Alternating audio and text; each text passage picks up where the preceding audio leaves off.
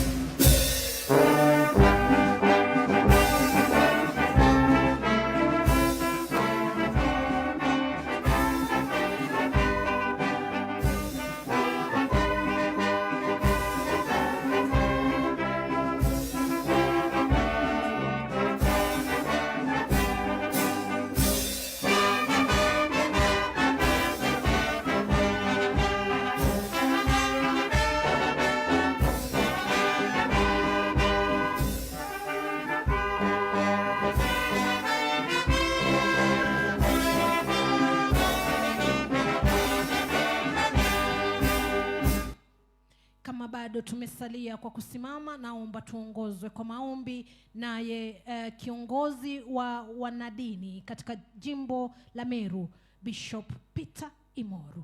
Tafadhali.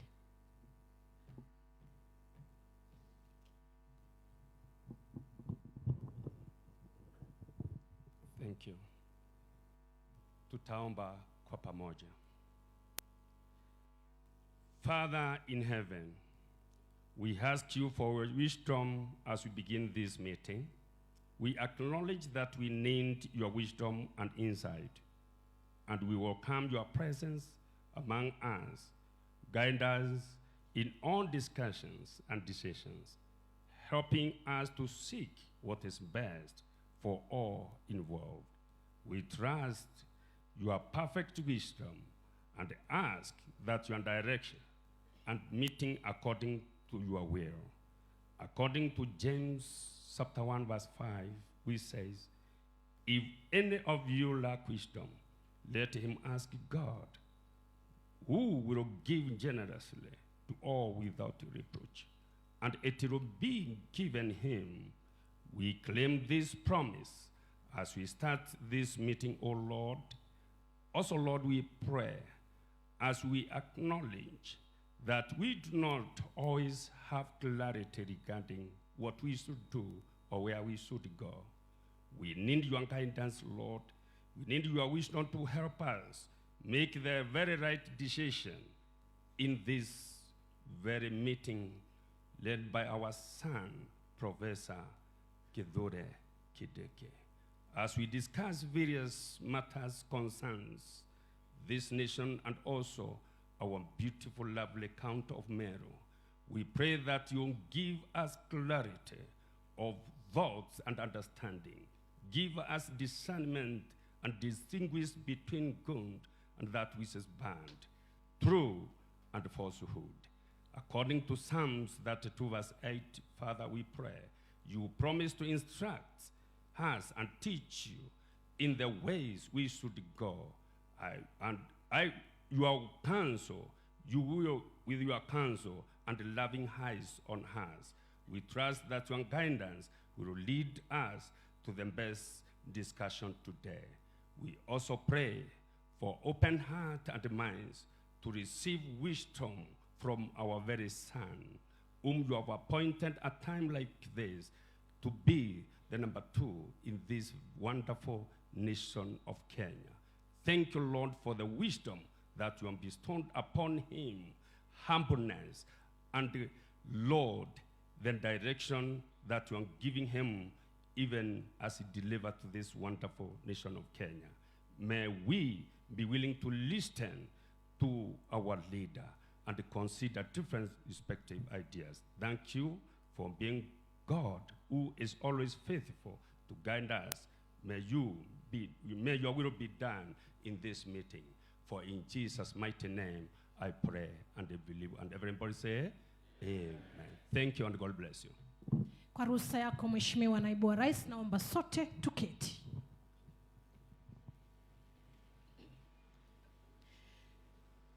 Mheshimiwa Naibu wa Rais Profesa Kithure Kindiki, Katibu wa kudumu katika Wizara ya Mashirika nchini, Mkurugenzi mkuu katika huduma ya wanyamapori nchini, Gavana wa gatuzi hili nambari 12, msaidizi wa gavana, seneta, wabunge wa kitaifa akiwemo mwakilishi wa kina mama, viongozi wa gatuzi hili tukufu almaarufu MCAs, viongozi wa zamani kwa uongozi wa gavana wa zamani, wasomi na wataalam mbalimbali, viongozi wa kidini na vijana, mugeni Antobeto, mugeni Kaere. Bila kupoteza muda, Mheshimiwa Naibu wa Rais, naomba nikualike uweze kuwakaribisha wageni wako na kuwazungumzia kwa kina. Karibu sana.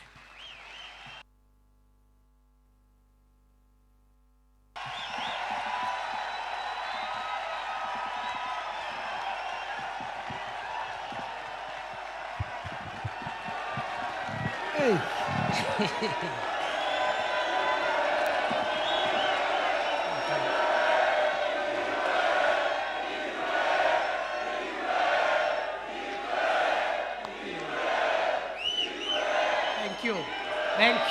Thank you very much. Thank you. Naomba tuketi chini. Thank you very much.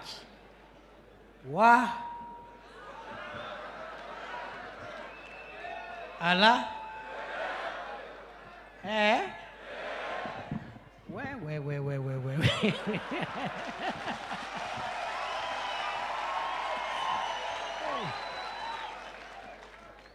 Ndia Meru bakinyire Karen. Leo ni siku ya Wameru. Ni ya Wameru, si ya Wameru. Leo ni siku ya Wameru.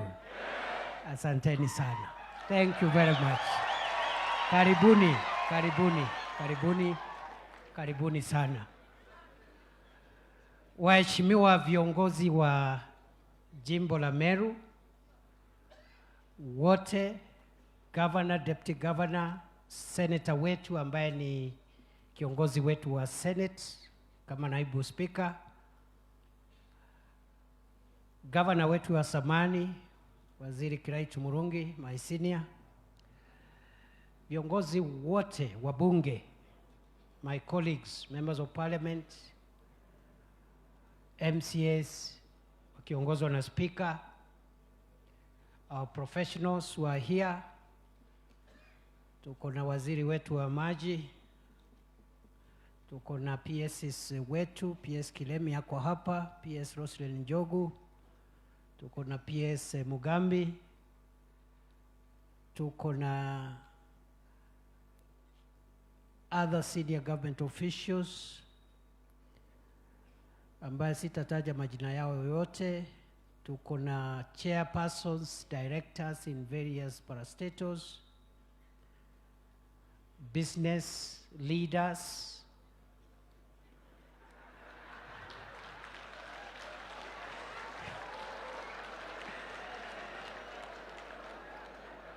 tuko na viongozi wetu wa dini, tuko na viongozi wetu wa siasa wa zamani, tuko na wazee, akina mama, viongozi wa vijana, viongozi kutoka mashinani kule Meru County. All protocols observed.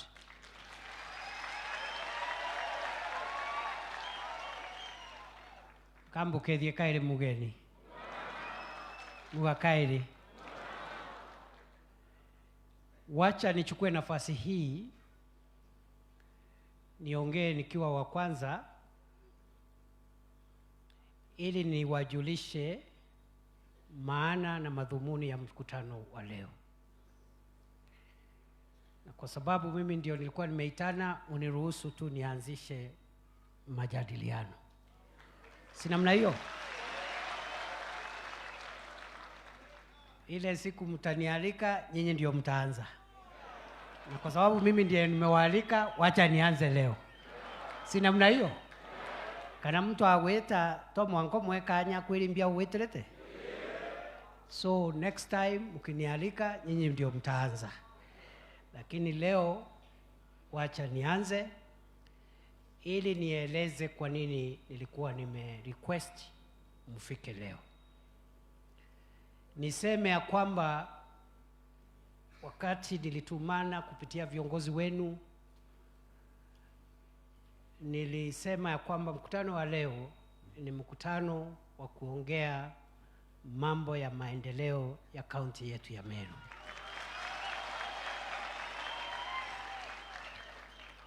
And I think that is a good place to start, that today's focus is how the national government, working with your leaders, can expedite, unlock development projects for the people of Meru County. Niwashukuru kwa kuitikia mwito.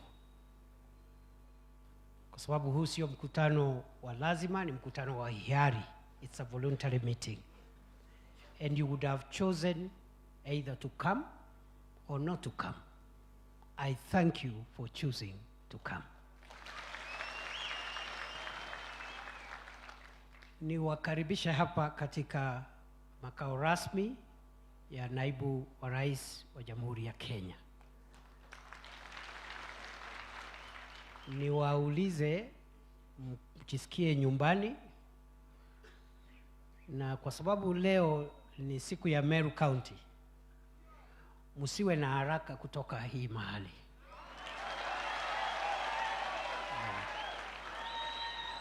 Take your time. Leo ni siku ya Meru County. Si namna hiyo? So you take time. Tutakuwa na majadiliano mazuri. A few other people will speak. We'll see how to organize ourselves. We discuss about our agenda. Tutakuwa na chai, tutakuwa na lunch. Tutarudi, tuongee. Na tukimaliza mkutano, msiwe na haraka kuondoka.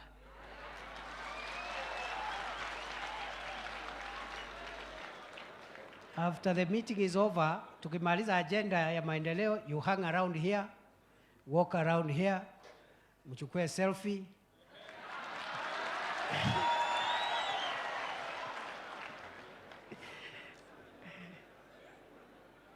Tuko hata na swimming pool, wale Gen Z wako hapa. Tuko hapa na swimming pool.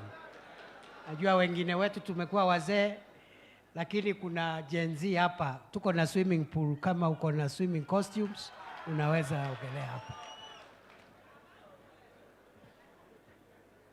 Niseme katika manifesto yetu ya Kenya Kwanza, wengi wa viongozi wenu tulikuwa timu moja. Most of your leaders, we were on the same side when President William Ruto was seeking the presidency of Kenya. We were one team. We went in every county and discussed with the communities and the leadership and the people of each county to agree on the priorities for that county if William Ruto would be elected as president. We did not stop there. Once we agreed on those priorities, we wrote those priorities down into county economic charters, which the president signed on behalf of our party as a commitment of the things he will give priority when he becomes president under his administration. Na kwa sababu mimi ndio nilikuwa naongoza ile team ilikuwa inaandika manifesto, I am very clear in my mind, yale makubaliano tuliandikiana ambao tutapea priority ya kimaendeleo katika kaunti zote 47.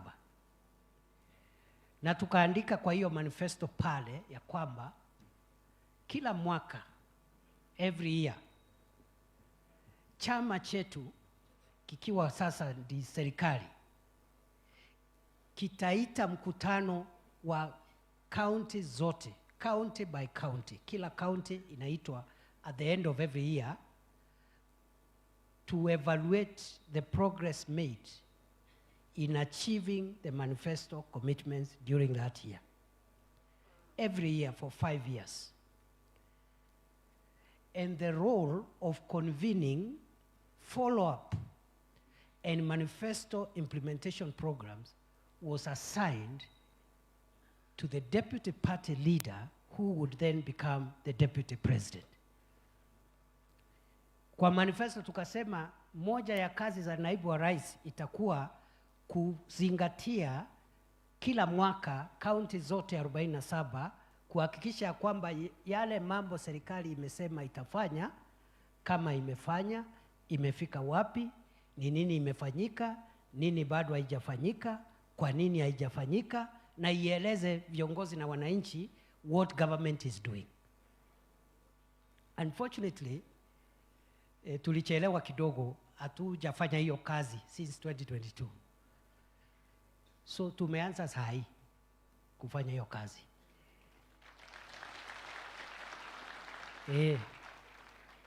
So tunaomba radhi tulichelewa. We should have done that in 2023.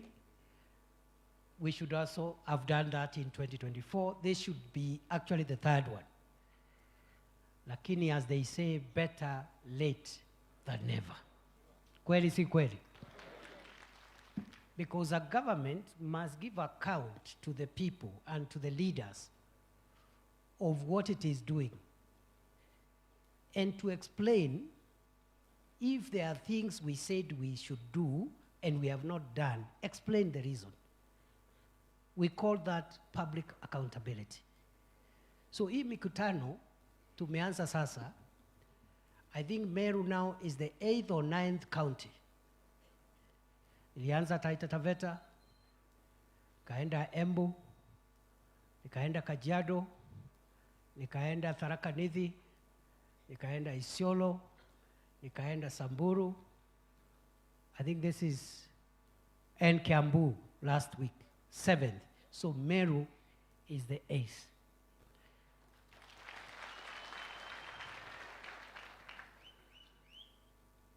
I have 39 other forums like this in the next 60 days, because we must close this agenda for this year. So hii mkutano tunafanya leo ni mkutano ya naibu wa rais kwa niaba ya rais na kwa niaba ya serikali kueleza watu ya Meru County ile hatua serikali imepiga na ile mipango ya kimaendeleo tuko nayo kati ya sasa na mwaka wa 2027 when the first term of President Ruto will come to an end. So going forward, tuko na miaka ingine miwili.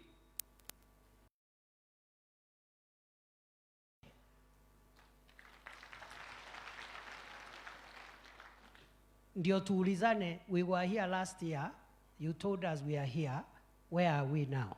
How many new roads? How many new water projects? How many new electricity connections?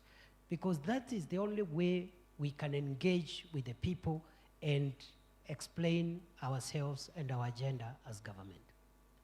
Kwa hivyo mkutano wa leo ni mkutano ya maendeleo. Najua mambo ya siasa, there are people here from different parties. But today we are not discussing party politics. We are discussing the development agenda of the governing administration. Najua pia tuko na mateso ingine kidogo kidogo ya kisiasa. And by the way, it is not unique in Meru County. It is everywhere. Political issues, political differences, they are normal because politics is competitive. Na watu wamekosana hapa, wanang'ang'ania viti, that's okay. So today is not our day to discuss our political issues.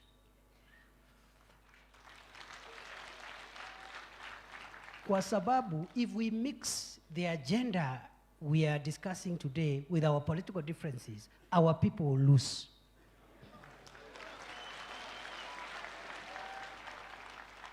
Today we want to discuss how to unlock the stalled road projects, how to add more water projects, how to add more power projects.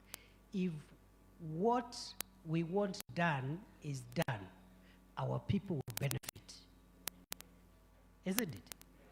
In between, they will choose somebody to be a governor, another one to be a senator, another one to be an MP, but that is a political process. It must be separated from.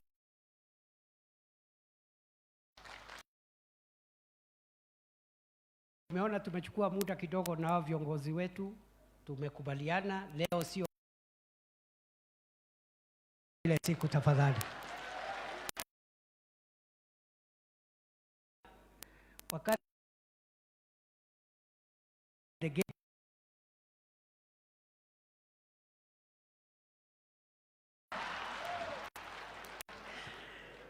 because it will be terrible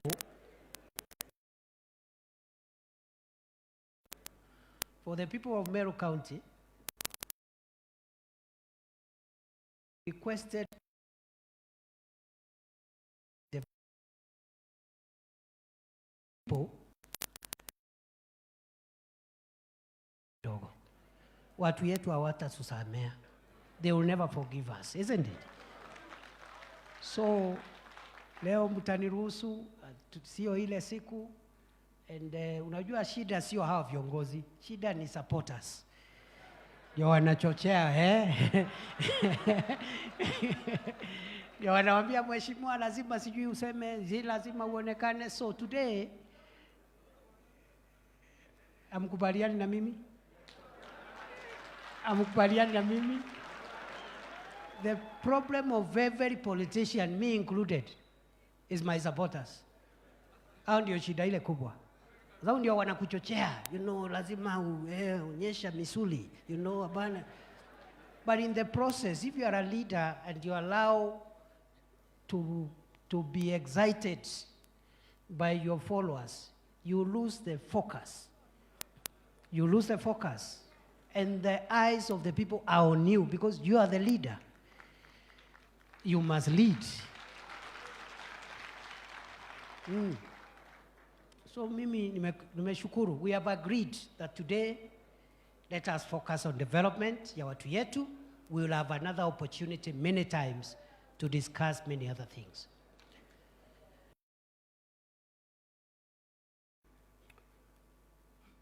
When President Ruto was elected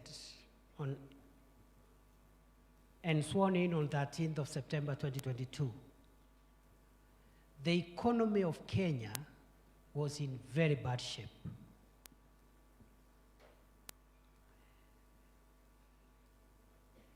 Many people, especially those who are in Azimio and other groups, they think when we say the economy was bad, we are trying to attack the previous administration. It is not true.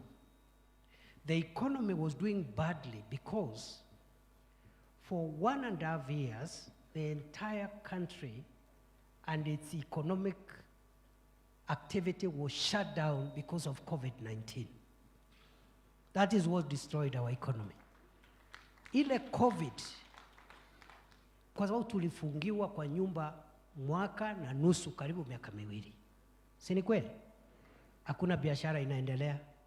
There is no business. Hotels were closed. Transportation came to a halt. Nobody is working. So there is no productivity. So that is what destroyed our economy. By the time President Ruto was taking over, 1 shilling was exchanging at 165, 167 to the dollar. And it was losing value every day. Food prices were increasing every day.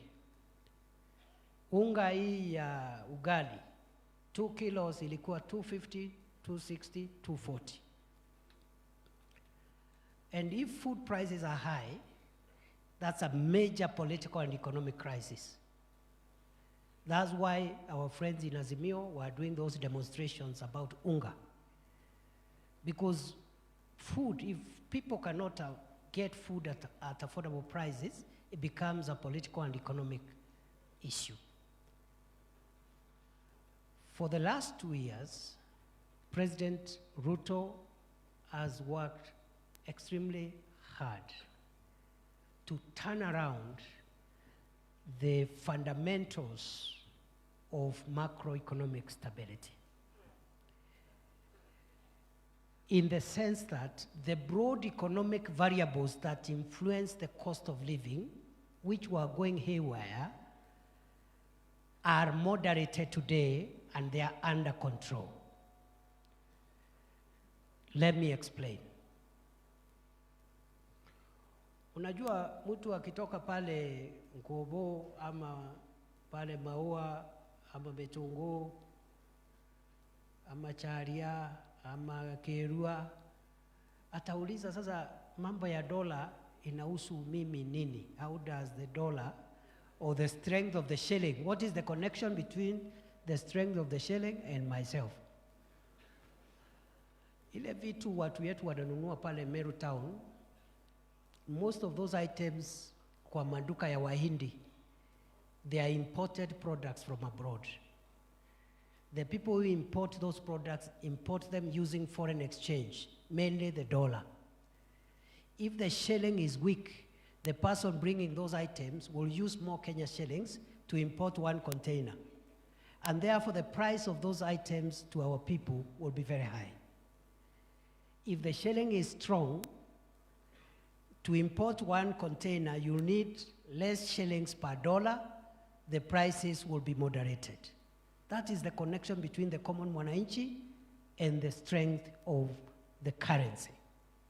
If the shilling is strong, the shilling will have more purchasing power, and the products that come that are required in our household will cost less.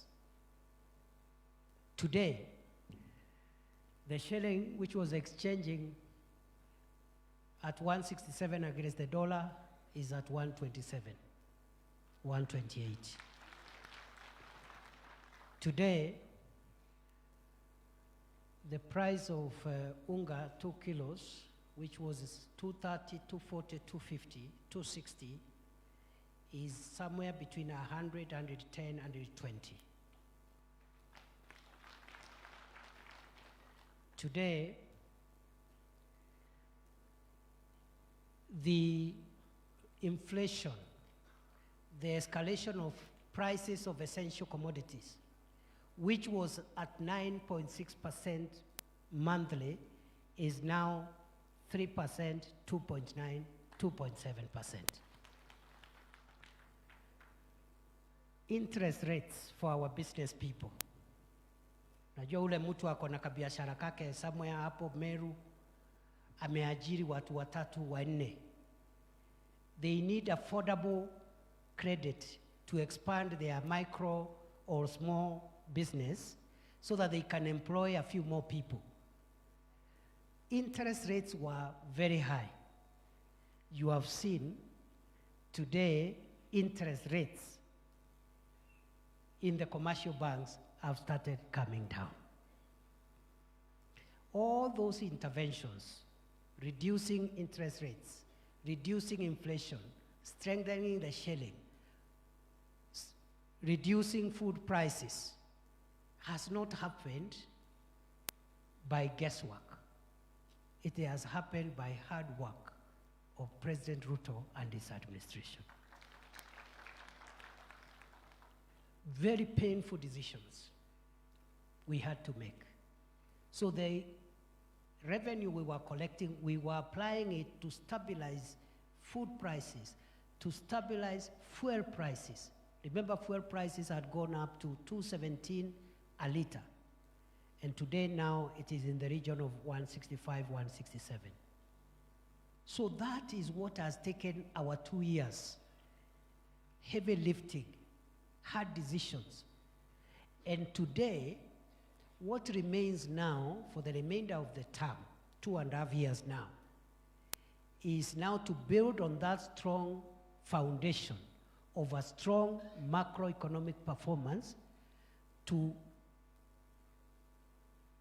roll out programs and projects that will easily now increase the amount of money in the pocket of the individual.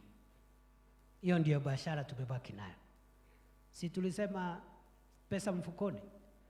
But you cannot have programs for increasing household incomes when inflation is escalating, when the shilling, the currency is weakening, when interest rates are high, when food prices are high. Therefore, most of the money went into subsidized fertilizer. And today, for the first time in 16 years, Kenya will not import even 1 bag of maize. When we came into office in 2022, we had to give permits for importing 10 million bags of maize. The second year, the amount of imports went down to around 7 million. This year, we will import 0 bags of maize. Subsidized fertilizer, other interventions to strengthen that value chain, and we are doing that for other value chains. So that is what has occupied us for the last 2 years. But you see, we didn't have this forum to explain to the people what we are doing. And that's why government was getting the bashing it was getting. And some other characters who are opposed to this administration who are busy poisoning the public, telling them this government is doing nothing.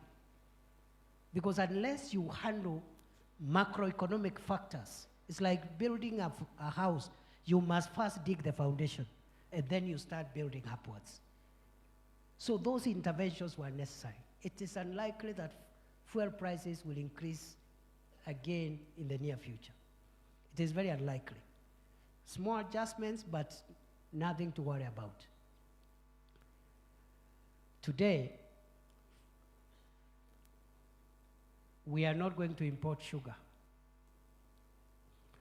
If we imported the sugar, it will be less than 100 metric tons, 100,000 metric tons, because our consumption is about 1 million metric tons, and we have now produced over 900 metric tons. The gap is very small. For the first time in 22 years, Kenya will not import sugar. And you've seen the rating agencies, which are run by foreign governments. They have been very hostile. They have never rated Kenya positively for the last 15 years. For the first time, they said the economy of Kenya is looking upwards. 2 months ago. Actually, 1 month ago. So that is what we've been doing. Going forward, we must now add money to the pockets of Kenyans. How? How? What are the priorities?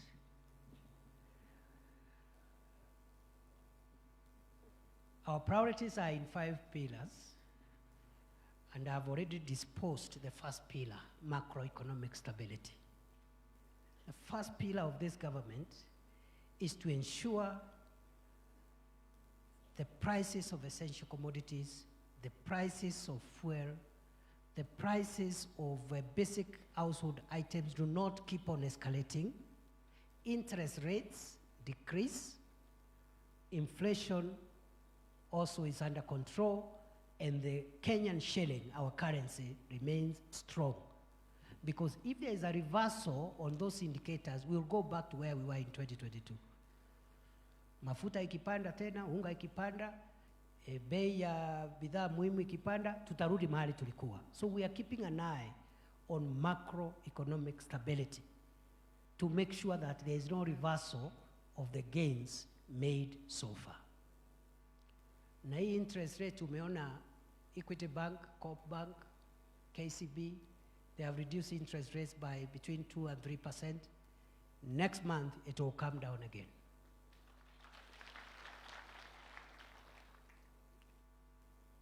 The central bank, you know, this interest rate is controlled by the central bank lending rates. Banks were not lending businesses money because government was borrowing that money. Now we are not borrowing that money. So the banks will be forced to come and look for customers to give credit, the way it was in the first years of Mwai Kibaki's administration. So that's what we are doing, macroeconomic stability. Number two, because I said there are 5 pillars, it is working on the value chains, the production, marketing of the value chains where the majority of the people of Kenya derive their daily income. Where do the people of Kenya get their daily income from? Agriculture. Somebody is either a farmer, livestock. They keep livestock either for meat or dairy. In some counties, they are fisher folk. They are fisher people, fishermen. The blue economy, the fisheries, and the economy of Kenya, about 80% of the people, they derive directly their income from those very primary sectors: agriculture, livestock, fisheries, and perhaps mining activities. We call it the primary sector. So we have spent the last 2 years, and we are going to spend the next 2.5 years increasing the value and the income of our agricultural production. And that's where Meru County comes in, because Meru County is largely an agriculture county. In 2022, the country earned 158 billion shillings foreign exchange from tea. In 2022, the country earned 158, thereabouts, billion shillings from the sale of tea. In 2023, the figure rose from 158 billion to 181 billion. In 2024, the figure rose again from 181 billion to 211 billion. That is tea. Coffee. In 2022, the sale at the coffee exchange, commodity exchange, are 50 bag of cherry. The average price in 2022, a bag of cherry was in the average of $160 per bag. That figure rose in 2023 from 160 to 180, not 160, 180. It rose from 180 to an average of $225 per 50 kilogram bag of cherry. In 2024, it rose again from an average of $225 to $319 per 50 kilogram bag. The actual income from coffee in 2022 was about 60 shillings per kilogram of cherry. to the farmer. In 2023, the value or the income from coffee rose from an average of 60 shillings per kilogram of cherry to 80 shillings a kilo to the farmer. In 2024, the figure, which was at 80, rose to 101 shillings per kilo. Hiyo ndio report card. And we want to upscale. 2026, we'll give a report. 2027, we'll give a report before we go to the ballot. Isn't it? So that is the agenda. I've just given you tea and coffee because those are primary cash crops for many parts of Meru. I have told you what we are doing for sugar, because even if we don't grow sugar, we consume sugar. If sugar is expensive, it affects all of us, isn't it? So the interventions we have made, again, in tea and coffee are many. I don't have to say what we have done to make that happen. But part of it is in fertilizer.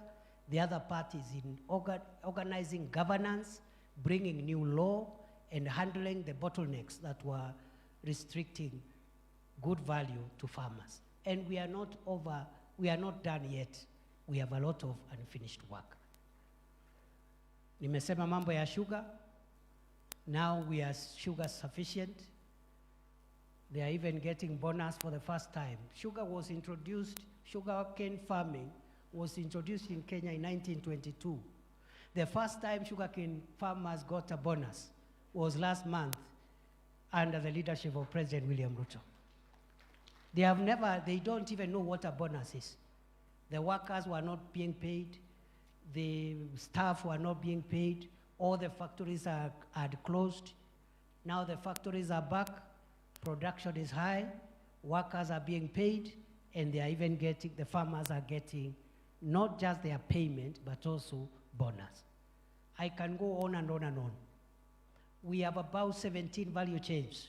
Many of them are value chains relevant to Meru County. We are working on the lower areas on cotton. We are going to bring back the ginaries before the next election. Because the lower parts, for example, of Central Imenti, there was a ginary there called Gaitu. Another one in Mitungo, in lower South Imenti. And we're also exploring whether other lower parts of Nyambene could be good for cotton growing, and we put up something there as well. We are working on so many other value chains. I don't have the time to tell you all the agricultural value chains. I will tell you how we will do follow-up, because this meeting is not enough for me to elaborate all the interventions. We are working on sunflower, we are working on cotton, we are working on edible oil crops like avocado, macadamia, the nuts, all those value chains, tea, coffee, potatoes, and everything else in between. And I am following crop by crop, crop by crop, crop by crop. That is my business as Deputy President of Kenya. Not just for Meru County, but for all the counties of Kenya. Sijamaliza. Sibei imeongezeka last week. Sibei serikali imegazeti new prices last week. Si waziri, huyu waziri wetu hapa, si uno hiyo kazi mimi ndio nimefanya? Ama ulisema nani alifanya? Uliwaambia? Uliwaambia mimi ndio niliamurisha waziri wa kilimo afanye hiyo kazi? Uliwaambia nilikuwa nimeamurishwa na William Ruto? Wanajua? You know, sometimes you don't say it. There is no way a minister of William Ruto can gazette without the permission of the president. Na amri ilitoka kwa mtu ya mkono ya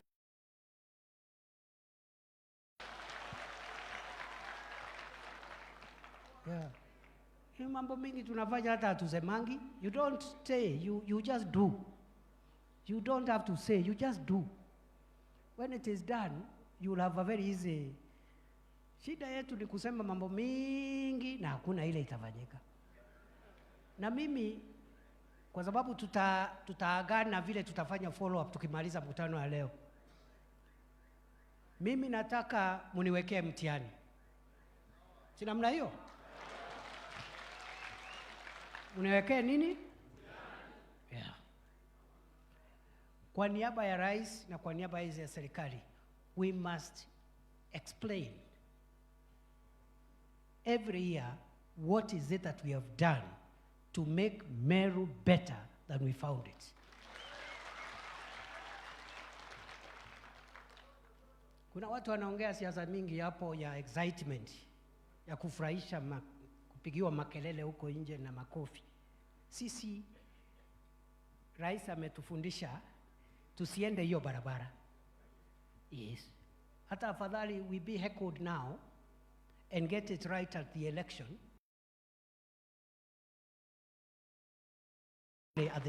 at the ballot. So we are very focused. Na unajua hii kazi ya maendeleo is boring work. It's not exciting.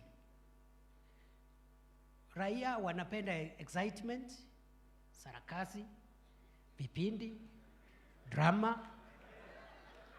Hey. Transformation work is costly, it's expensive. So unaambia mtu mambo ya cotton, mambo ya sijui ya tea, anataka kuchochewa, anataka uchochezi. Tupige nani, tupigie nduru nani. And mwanadamu ameumbwa tu hivyo.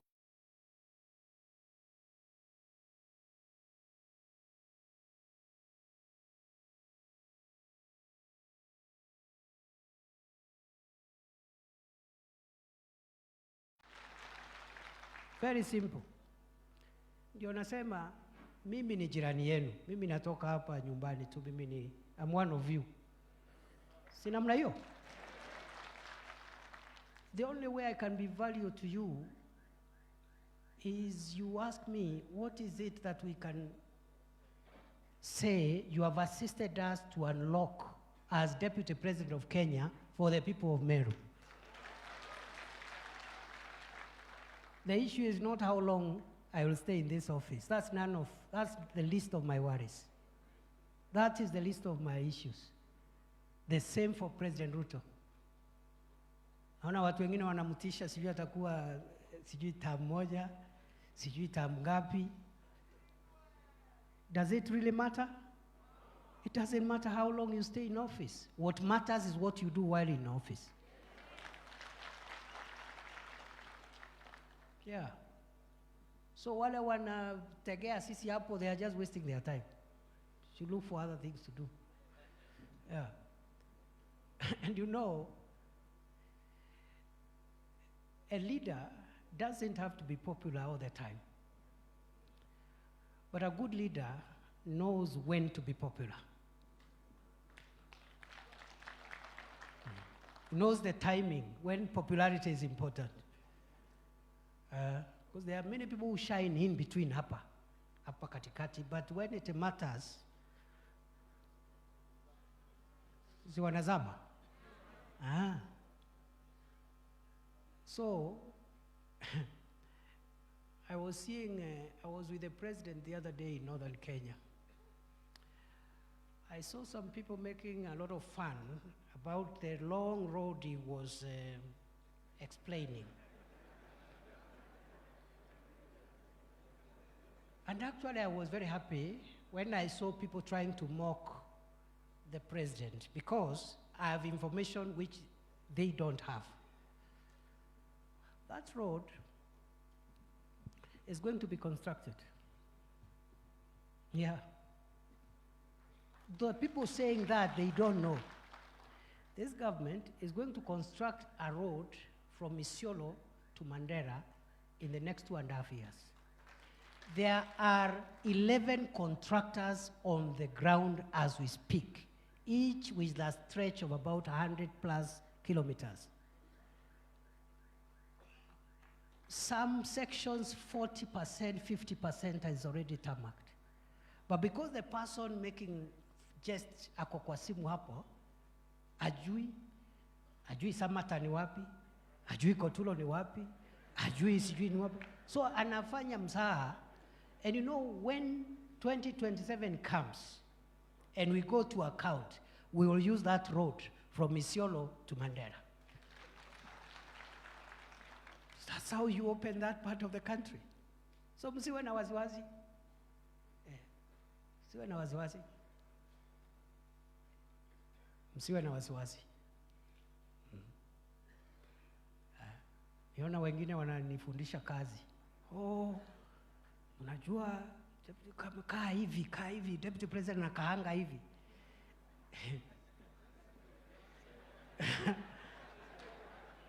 My friend, si ushughulike na kazi yako. Yeah, shughulika na kazi yako, my friend. Yeah. When that time comes, si mimi ni Deputy President. Mtihani yangu sio ya rais, itakuwa ya deputy. Ama si mtu ya form 4 anapewa mtihani ya form 4. Mtu ya university anapewa mtihani ya degree. Mtu ya form 1, mtu ya primary, mtu ya PP1. Mimi ni deputy rais. Mtihani yangu ni ya deputy rais. I will pass with flying colors.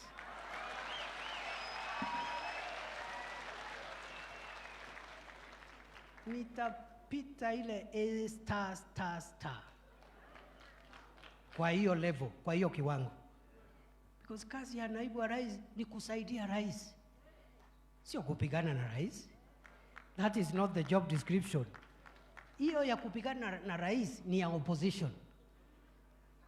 Opposition kazi yao ni kupiga rais na serikali yake. Kama wewe ni deputy president, kazi yako ni kusaidia rais kwa udi na uvumba, mchana usiku, kulia kushoto. Yeah. Kama hutaki kumsaidia utoke. Yeah, ujoin opposition. Ukijoin opposition hakuna mtu ako na haja na wewe. You can do what the opposition does.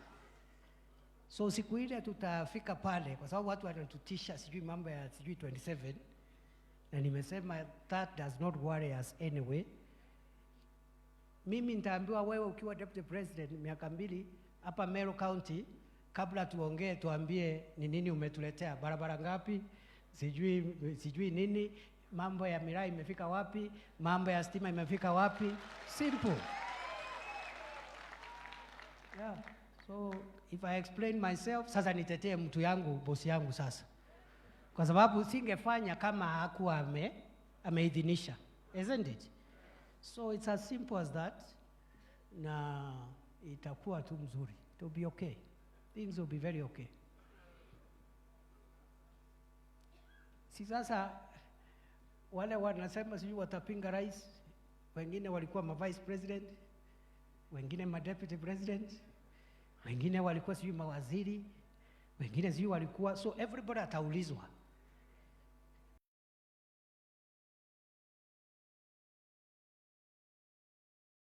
Alikuwa deputy president, mama vice president, mwaka 5, mwaka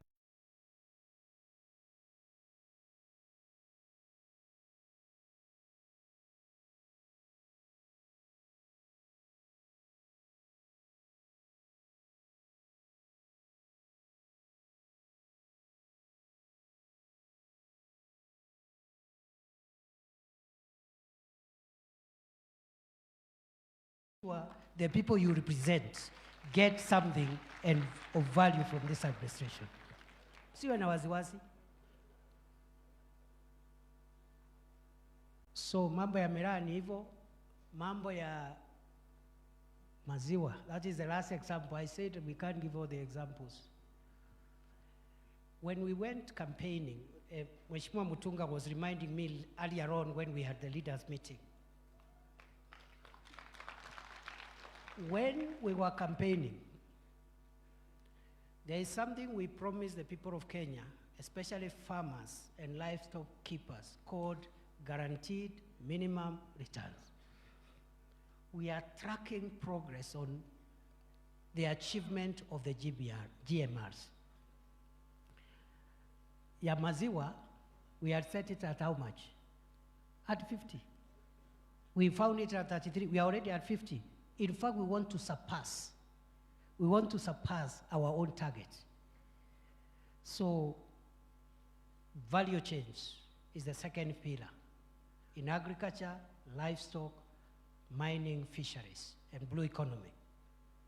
In every part of the country, we have interventions we are making.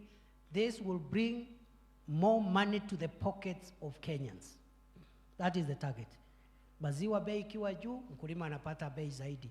The same with tea, coffee, cotton, sunflower, macadamia, miraa, and all these other crops. The third pillar of interventions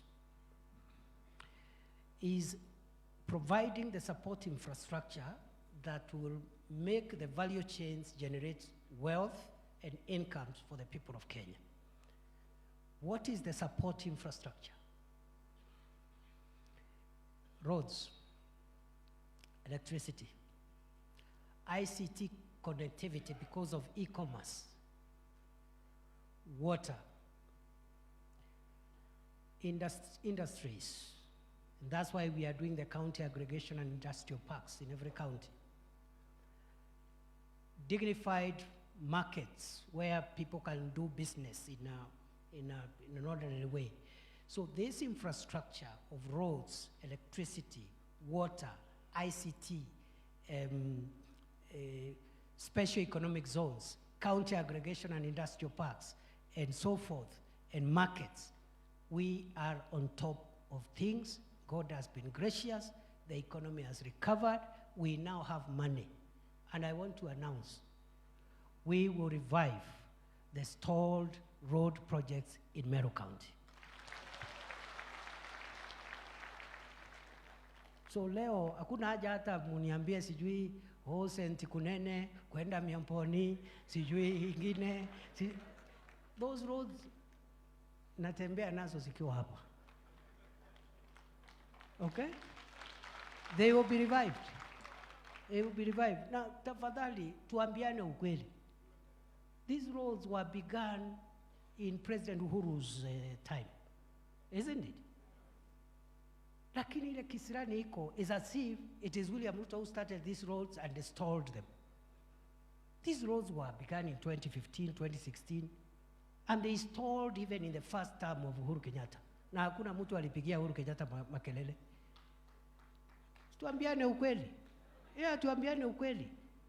Some of them, like zile kule Tharaka Nithi, I'm the one when I was Senate Majority Leader who launched most of them. The others, President Uhuru came himself with his deputy. The inter-county ones, like hii ya Geaki Miamponi, tulifanya na Daudi.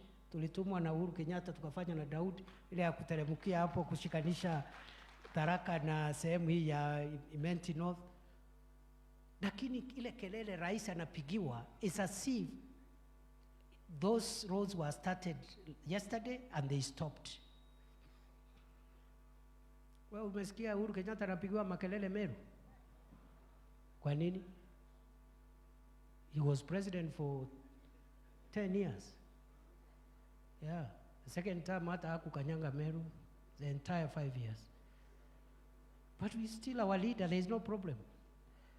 We are not blaming him. But why are you blaming President Ruto? And we are accounting for, we are saying this is what we are doing and this is what we are doing, and you can see some of the effects of our efforts are bearing fruits. Why don't you give us time? It's not fair. We will revive the stalled road projects. Na hiyo ni kazi yangu. Sio ndio mtihani moja? Sio ndio mtihani moja? Basi. Mungu ametujalia, maadui wetu walikuwa wametutegea hapo kwa barabara.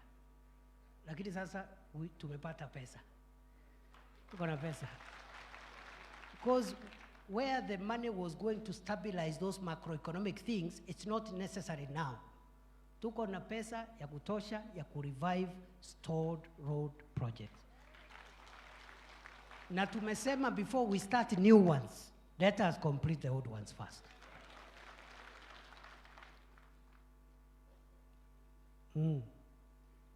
Yeah. So nitawaambia how we'll unlock that.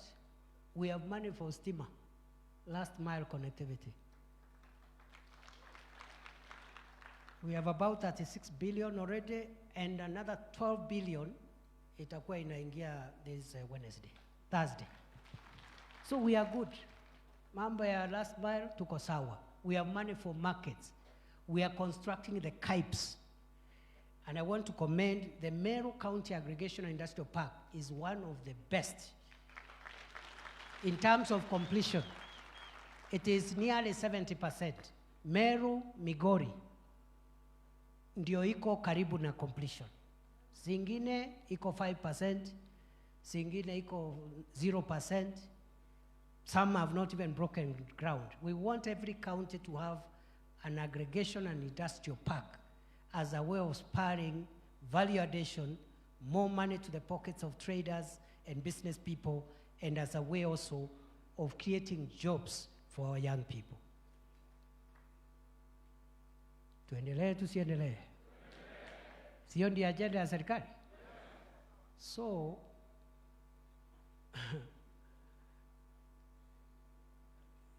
support infrastructure. We are doing ICT apps.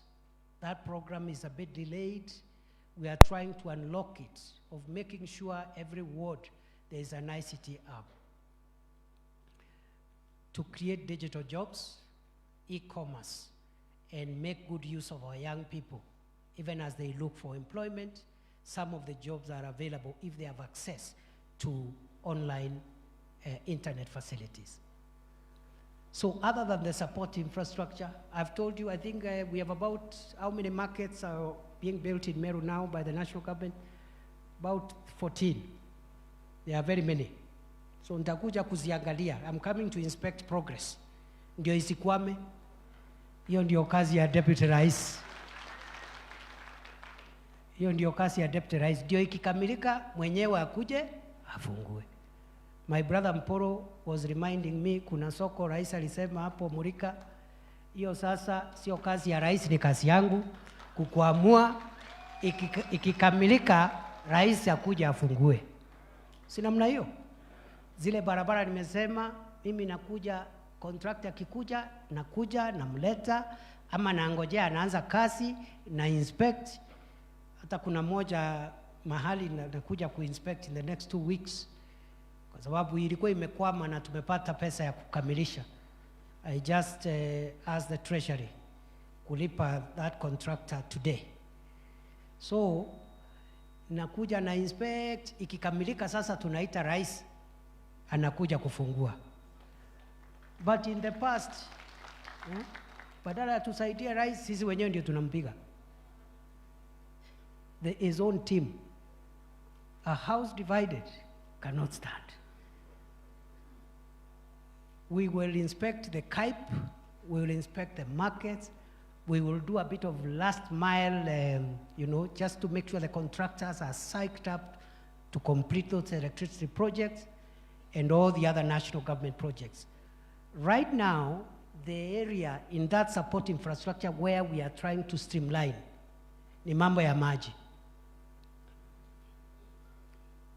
And I have told the water ministry, we need to sit down and get a good program to take to the president for water.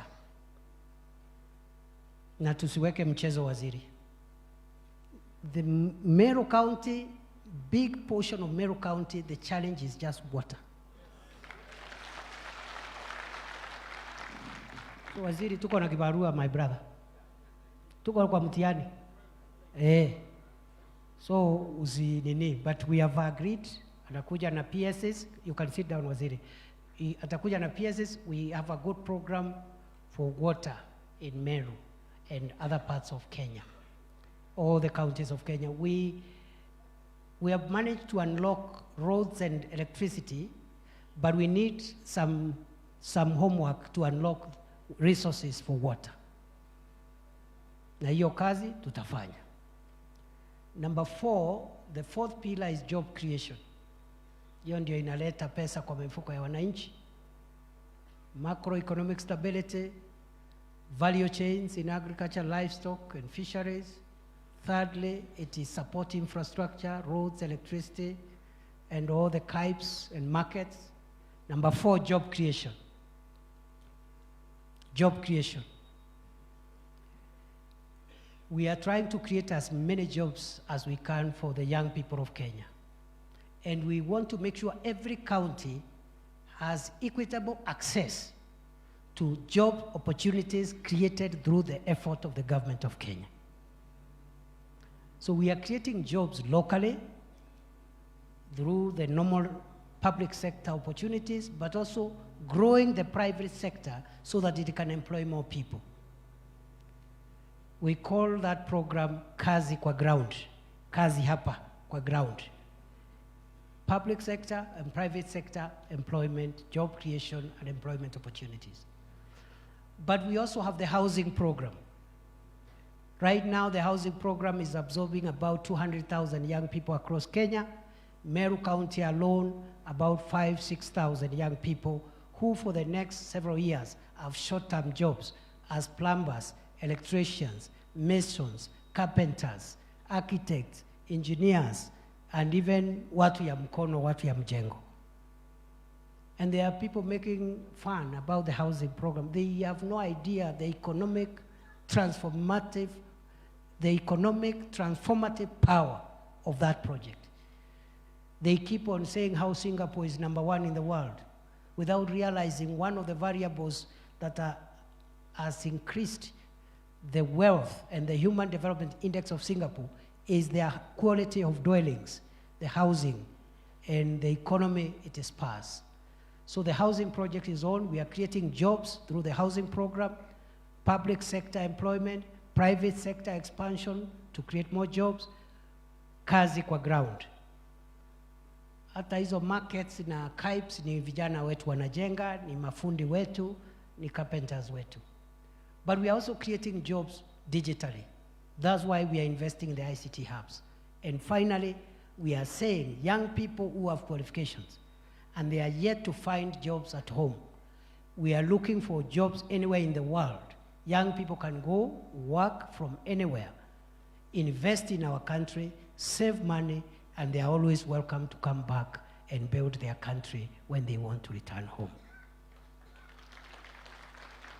So the PS for Labor, the PS for Diaspora Affairs, they are working on Kazi Maju program. And we'll have an explanation. Na tumeambia huyu msichana wetu Roslyn Job. She will account for all the 47 counties, how many jobs we've created abroad for Kenya, na tutamuuliza Wameru wangapi tumepeleka huko. So that we account for ourselves. If this government in 5 years can help 100,000 or 50,000 young people from Meru to get jobs abroad, and others at home, and others digital jobs, it will be a good explanation to give. So we are keeping records. Other than job creating, lastly, the last pillar, because all those 4 pillars are economic in nature: macroeconomic stability, support infrastructure, job creation,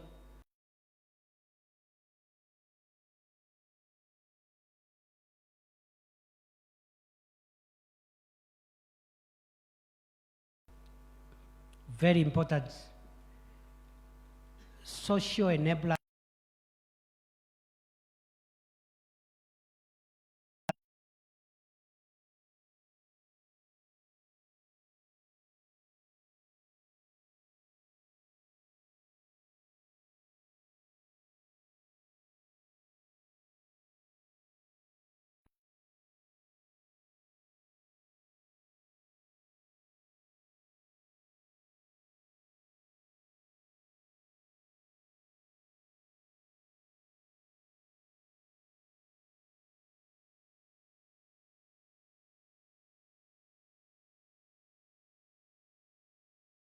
Education.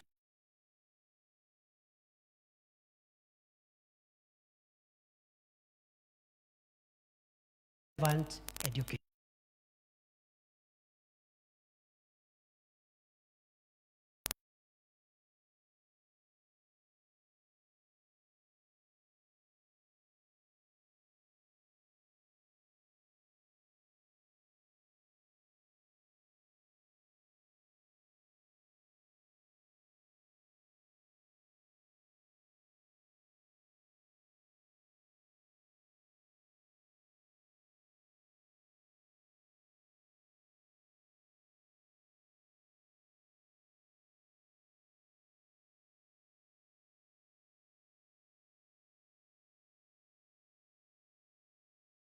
came also, which is Friday.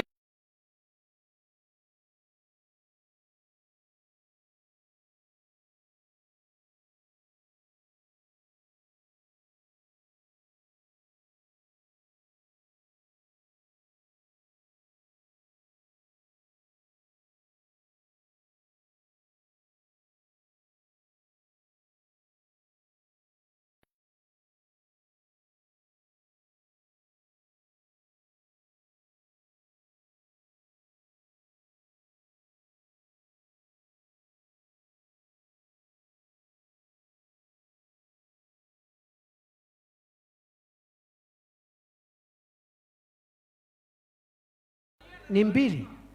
There is Mariene and Marimba. There is no problem. Hata ikiwa 5 ni sawa. Don't worry. Don't worry. Sasa ile mtihani niko nayo ni kuenda kukuamua hizo vitu. Si namna hiyo? We have other projects that are broad, which we are trying to see how we can influence. One of them is the dualing of the hii barabara yetu. We need to dual our road, isn't it? Yeah. Kuna pia mambo ya Isiolo Airport runway kwa sababu ya biashara yetu pale. And there's other projects like the Metongo airstrip which can help us. Yeah? So musiwe na wasiwasi. Musiwe na wasiwasi. I'm going to give you a framework of how we will follow all these things together and make sure that I use this office to unlock and expedite our projects. Wale wengine wananifundisha kazi ingine ya naibu wa rais, mimi sijui kazi ingine. Kazi ni hiyo nimewaambia. That is the work I know. That is how I can be beneficial to President William Ruto and this administration. Niseme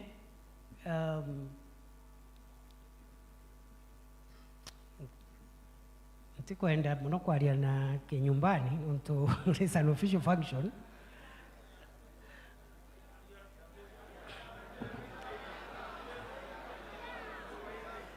Wacha tu niseme hivi. You know, once you say that, you even arouse curiosity. People will want interpretation. But let me say this. You know, we are here to discuss the development of Meru County. I know I come from that area, but that is part of Kenya, isn't it? It's part of Kenya. Yeah. Yeah, it deserves development. It's part of Kenya. The fact that the deputy president was born there is not an issue. It's not a problem.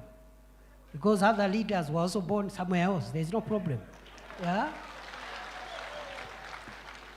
So, kuna watu wanafikiri sijui tunaogopa kusema mahali tumezaliwa.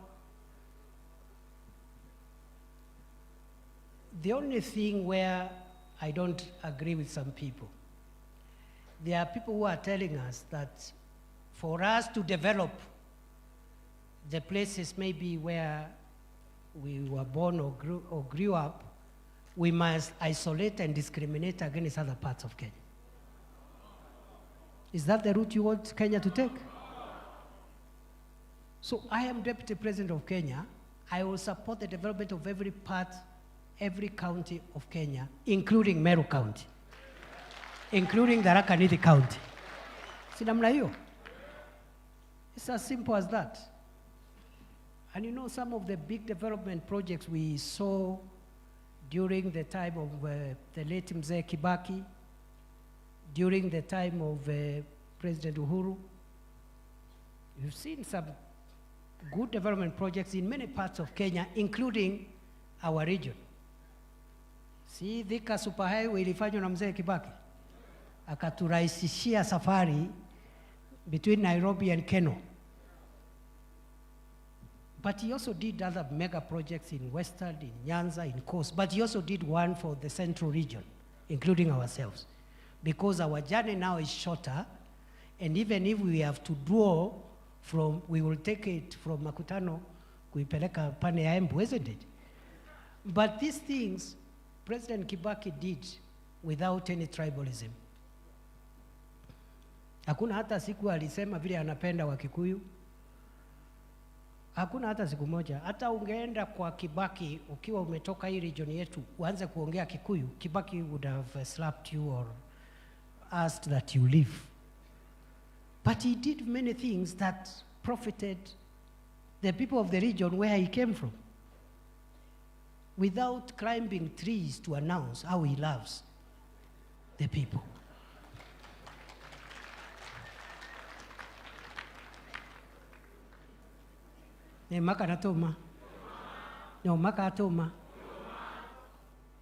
President Uhuru did a lot of transformational projects. Ndiye alianzisha ile Dungukundu ya Mombasa. He did some in Kisumu. He did other projects including the Isiolo Moyale Road.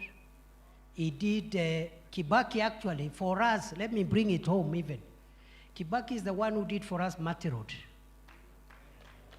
Isn't it? Kuna siku ulisikia Kibaki akisema vile anapenda watu ya Mount Kenya, sijui watu ya Meru. He used to talk about Kenya. And he did what he did for various parts of Kenya, including our area. President Uhuru also did a lot of projects across Kenya. But one of the projects that is home, is nearer to our region, the dual carriageway which Mzee Kibaki left at Keno. Aliisukuma ikaenda mpaka Marwa. True or false? Najua tukifika pale Makutano tunapiga kona, lakini bado alitufufishia safari. Kuna siku ulisikia Uhuru akitangaza bila anatupenda? Si alikuwa anasema anapenda Kenya yote? Na alifanya that in other parts of the country. So hii ukabila, mtu asikudanganye ati ndio uonekane wewe ni maarufu, unaenda kupiga kelele ya ukabila na uko na nafasi ya uongozi katika taifa. It is wrong. It is unconstitutional. Sijui kama tunaelewana? Yeah, that is the ideological differences we are having with some of our colleagues. Because they want us to shout, oh, I'm doing this, I come from here. But today, Wameru wanaishi kila mahali katika nchi ya Kenya. So if you develop everywhere, you are also supporting our people there. Wakati nilikuwa minister wa security, I spent a lot of time in some of the hotspots. I came to Meru North severally. I may not have come much to the other parts of the county because the security challenges were less. I spent time in North Rift. I spent times in Lamu. Ukienda pale Lamu, half of that county ni Wameru, Wakikuyu, Wadharaka. They're the ones who live there. So ukipeleka siasa ya chuki na ukabila, you are endangering the peaceful coexistence of the people you claim to be speaking for who live in those kind of areas. Ndio uliona kuna siku mimi nitakuja hapa kusimama kuongea mambo ya ukabila ati niwaambie vile nawapenda. Ati tangaza vile unatupenda. Mimi nitangaze aje sasa? Why? Yeah. But on the other hand, nimewaambia Meru ni Kenya. Meru si ni Kenya? Si mimi ni deputy president ya Kenya? Si Meru ni Kenya? Bas, hiyo tosha. Hiyo inatosha. Yeah. Ati ho, sijui nini. Now, I wish the people who want to sell tribalism to us could explain to us what they did with their positions when they had those positions. Na ikifika hiyo ndio itakuwa, that will be the contest. Contest ikifika itakuwa wewe toa nini yako na wewe toa achievement yako. That's all. Mtu atajaribu kuongea kosa ya kusema. Yeah, so we are good. Musiwe na wasiwasi. Mimi nitakuja mashinani because we need to unlock some things before the president comes. Hatutaki rais akuje to inspect projects which we are not sure there is enough funding, the project will be completed. We want to spare the president from doing a lot of routine things or from announcing something which he has not been briefed properly that it has an end-to-end solution. And that's the problem we have been having. And my colleagues who are in government, ministers, PSs, sometimes we are the ones who embarrassing the president by inviting him to an event, and you know very well you are not sure that project is end-to-end funded. So wacha sisi tusukumane na hii kitu. Afadhali mimi ni inspect kitu, ikikwama mimi nipate hiyo embarrassment. But by the time the president comes, anakuja kufungua either a complete project, or if he is inspecting, we are very sure there is an end-to-end solution for that project. Ndio tuondolee rais watu hapa kumkejeli na mambo kidogo tu ya upuzi, and part of it is just us. Sasa tuko hapa na wakubwa, ma-PSs wako hapa, tuko na CS hapa, tuko hata huyu jirani yenu huyu Dr. Kanga, ile mambo mnasukuma hapo ya National Park. Huyu ndiye mkubwa ya National Park, we Kanga. Resolve that issue ya Meru National Park hapo. Si nikwambia hivyo? Yeah, Keti, you don't even need me. Tafuta viongozi wa Meru, what the county government wants done, so that Meru National Park brings some revenue and what have you to the local, to the county government. Go and work out a win-win solution, because we are doing it for Masai Mara, we are doing it for Savo. Why can't we do it for Meru National Park?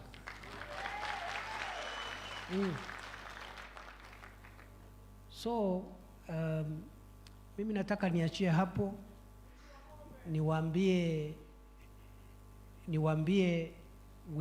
it's true what our brother said is true. Tumekuwa na shida pale Igembe North na South, no Central, Tigania West and East na Bori. Sindio?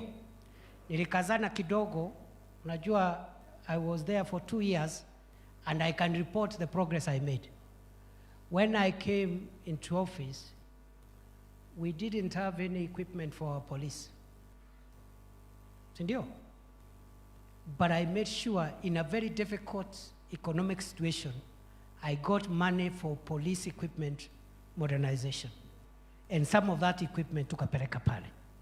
Si ni kweli? We had logistical operational challenges, which we had started resolving.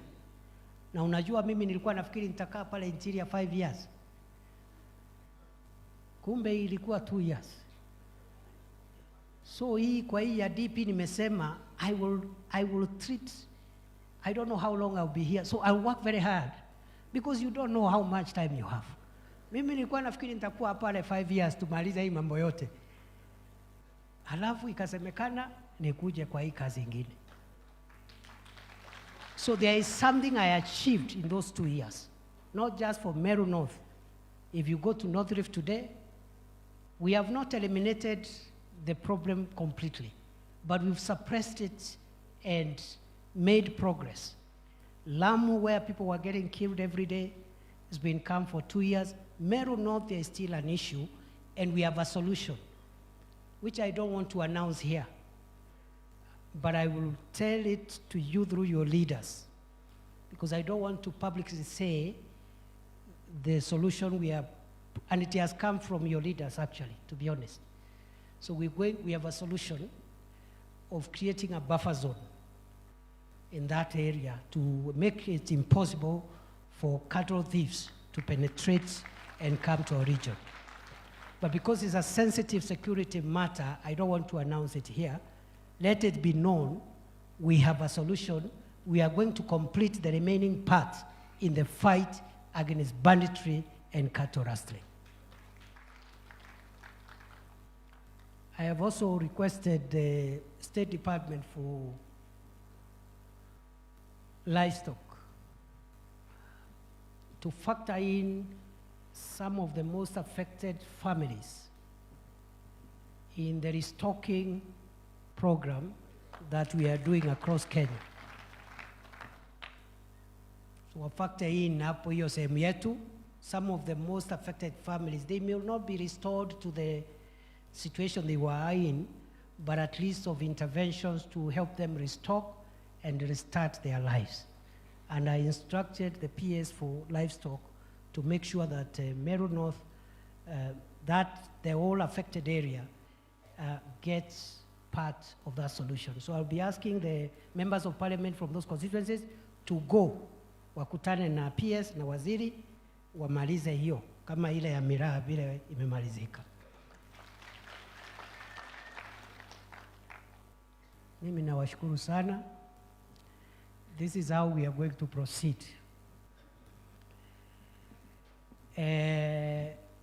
You have heard what we are doing in different sectors and pillars, what we have done and what we are doing generally.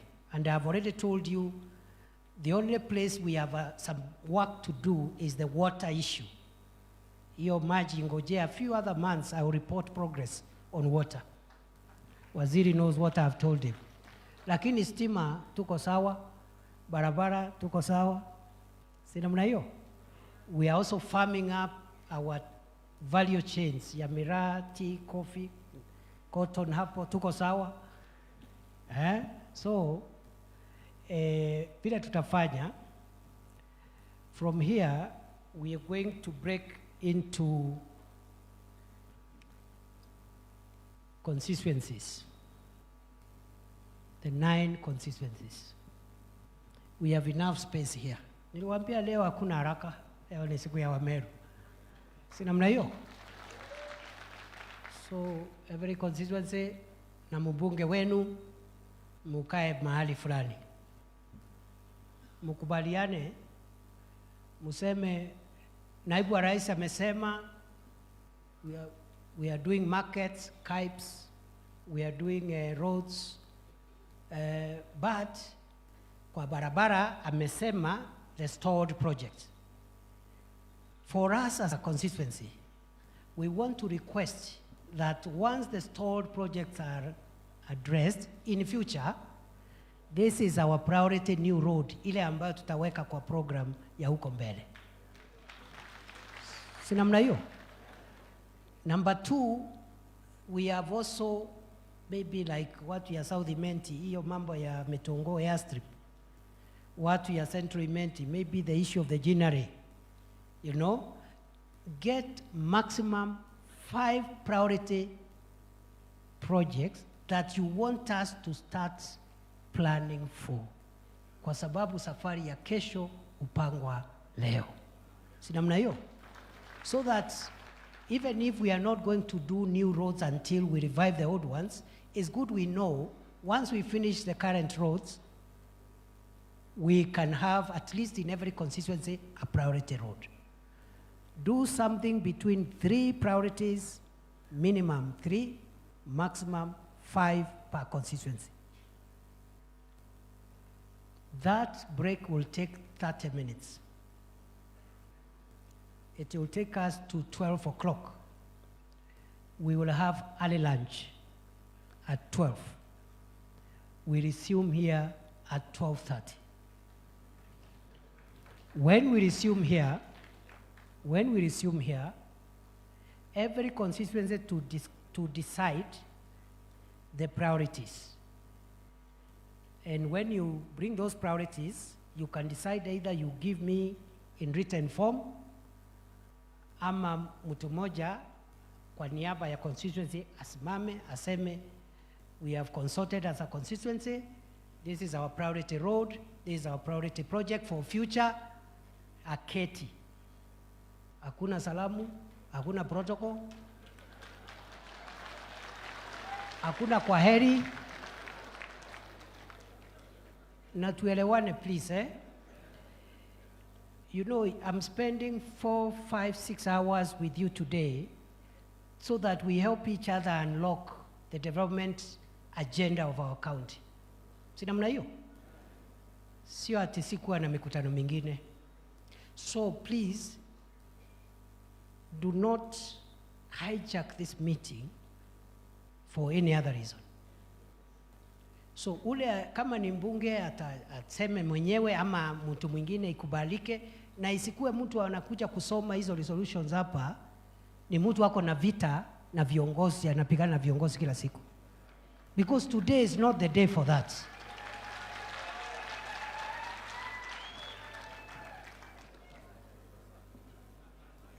And on to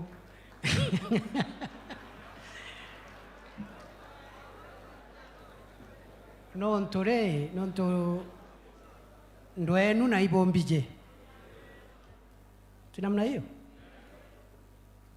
ndewenu na ibombije properly. The person who comes, just come, don't greet us, just let me read the agreed priorities. Ukimaliza, and I'm the one who will moderate that process.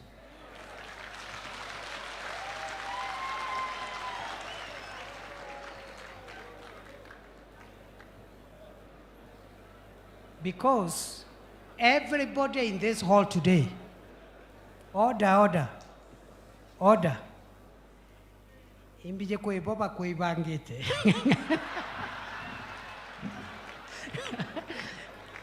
No, we want to make maximum use of this meeting. And everybody today in this tent is my guest. It's not your guest.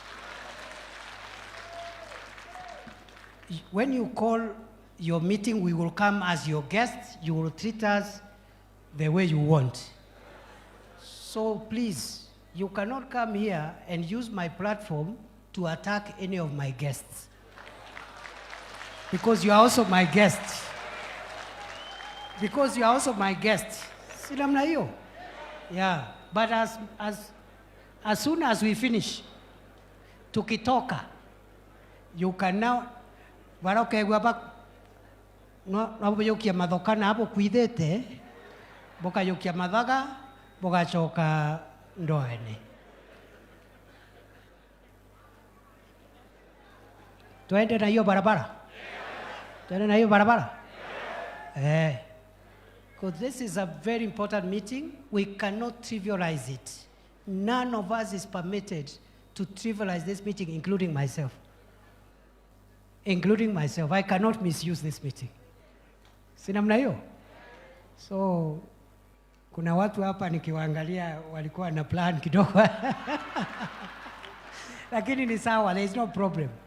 There will be a day for that. So, once the presentations end, we will take resolutions. This meeting must have resolutions. Sindio? So, we'll take resolutions of the meeting. After we take resolutions, nitawaambia vile tutaambiana kwa heri, but we will recognize all the leaders present. We will recognize all of them. All of them, we will recognize all of them. Na kama kuna mtu ametuma apology, tuambiwe so that we record the apology.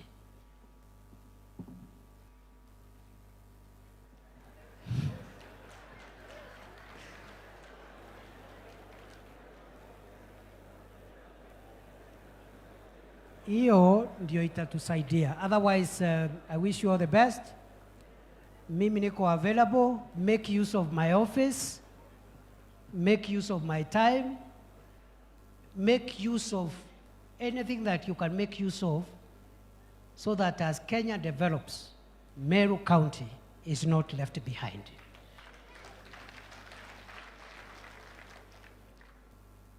And because munanijua, if you misuse the platform, we will embarrass you. And we don't want to go there. If you misuse the platform, tutakuembarrass. We don't want to go there. So, alafu baadaye, we will discuss the way forward. Going forward, I have said every year, tutakuwa na kikao kama hiki. But in between, we need a smaller group. And I don't know whether I will ask for ideas, how we get a smaller group, which I can be giving an appointment every 90 days. okay, of what we have achieved. In between, if it's a bit difficult, because I know, because kuna siasa mahali, I will find a way of reporting back directly. Nitakuja hapo, niitane hapo Mwendanto ama Kinoru, niseme this is where we are, lakini kuna annual review at the end of the year. I'll find a way of reporting back, but I would like ideas during the break. If we can have a small team, non-political, and please don't try me, musinijaribu. Ukileta utoto, nitapita na wewe. Yeah. Yeah. I am a man on a mission. Yeah, I know what this country and this administration is expected to achieve, and we don't have time. Mimi mwenyewe sileti personal issues. Kwa nini uniletee personal issues zako? Yeah. So if there is a way we can have a smaller committee of people who are not here to discuss another leader, that is not the agenda. Maybe you can have a professional, maybe the PSAs who are from the region can be part of it, some other one or two people. The elected leaders, there is very little you can do to somebody who is in office. If somebody is a member of parliament or an MCA, until they are removed through a vote or whatever, we'll have to manage so that we move forward. So, mutani advise hapo mwisho, we'll need a resolution on a 90-day reporting mechanism for me, because I don't want to wait until the end of the year. I need to report progress along the way. Tuendelee namna hiyo? Tuendelee tusiendelee? Tuendelee tusiendelee? Mutaunga mkono serikali ya kitaifa ili kuinua mambo ya maendeleo katika kaunti ya Meru? Are you sure? Kuna watu wanaandika kwa mitandao ati kuna watu pale Meru hawataki anything from the national government. Wanasema wanangojea kuna serikali nyingine itakuja uko mbele. After 3 years, they are waiting for that government. Mumeamua hivyo? Ati tukae, hatutaki barabara, hatutaki chochote mpaka tungojee serikali nyingine?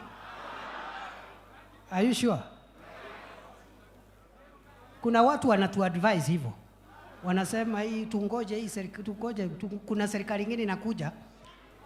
Nasikia iko na Kalonzo, iko na Wajakoya, iko sijui na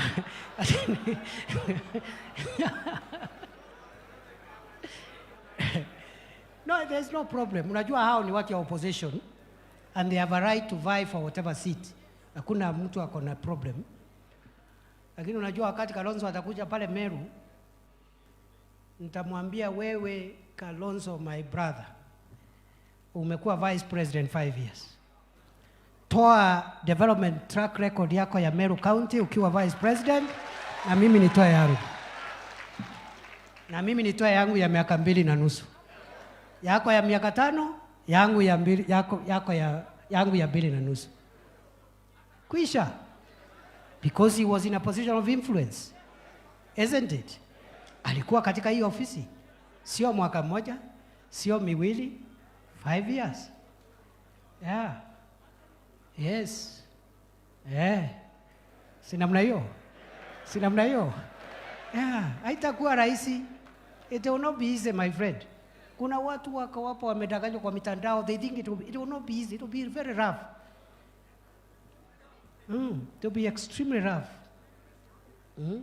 Ambia ulileta barabara gani hapa ukiwa vice president? And you know, for like my brother Kalonzo, he was vice president of a very honorable man called Mwai Kibaki. Isn't it? Very empowering, he's not insecure. If he wanted to assist us siku ile, angetusukumia mambo mengi sana. So Na wale wengine pia, hata wale wengine. So mimi nataka nikomee hapa, na mimi nawapenda, na mimi najua tutaweka resolution huko mwisho, lakini one of the resolutions, munipatie report ya kupatia rais kama mungetaka kufanya kazi na yeye ama hamtaki mambo yake. Sindio? Because we cannot force issues. We can't force ourselves. Isn't it? Na kama mungetaka atembee ama asitembee, hiyo mambo yote tutaamua, ndio niende nimpelekee report. Si namna hiyo? Otherwise, I wish you all the best. Mimi, I'm available at your disposal. I know there are things we can't speak here. There are things we are following up on for every county to make sure there is equitable access to public appointments and other things that help us build national unity. Will as many of that opinion say aye? Those of a contrary opinion say nay. The ayes have it.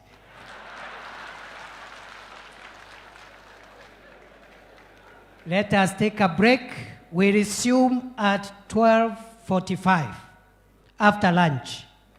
But first, do 20 minutes consultations on the 5 priorities. When we resume at 12:45, we start reporting from minute number 1. Asante sana. God bless you. God bless Meru. God bless Kenya. Asante sana, tusimame juu bila kuondoka mahali tumeketi kwa sababu ya uelekezi unaofaa. Tafadhali.